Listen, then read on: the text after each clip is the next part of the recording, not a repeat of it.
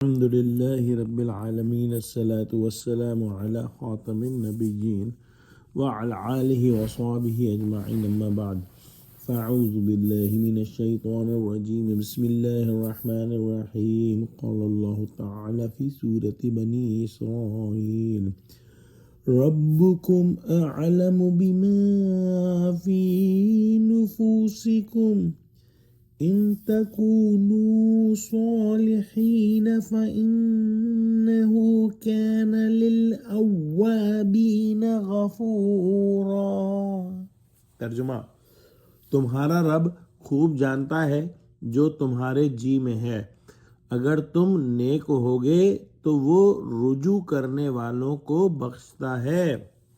پچھلی آیتوں میں ہم نے پڑھا کہ کس طرح اللہ سبحانہ و تعالی نے شرک کی نفی کے بعد والدین کے حقوق کا ذکر کیا اور اس کے بارے میں ہدایات عطا فرمائی۔ آج کی آیت میں یعنی والدین کی تعظیم اور ان کے سامنے تواضع اور فروتنی صمیم قلب سے ہونی چاہیے، دل سے ہونی چاہیے، کوئی اور غرض اس میں نہیں ہونی چاہیے۔ اللہ سبحانہ و تعالی جانتا ہے کہ کون کیسے دل سے ماں باپ کی خدمت کرتا ہے۔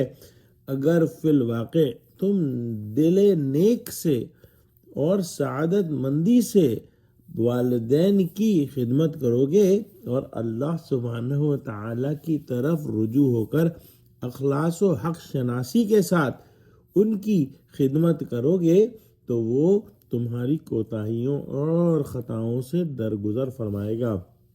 فرض کرو اگر کسی وقت باوجود نیک نیتی کے تنگ دلی یا تنگ مزاجی سے کوئی فروگزاشت ہو گئی، پھر توجہ اور رجوع کیا تو اللہ سبحانہ و تعالی بخشنے والا ہے۔ دعا کرتے ہیں کہ اللہ سبحانہ و تعالی ہم کو اپنے والدین کے ساتھ نیک اور اعلیٰ ترین سلوک کرنے والا بنا دے۔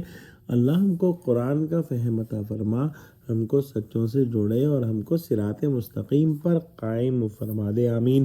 وآخر دعوانا ان الحمد للہ رب العالمین، والسلام علیکم ورحمۃ اللہ وبرکاتہ۔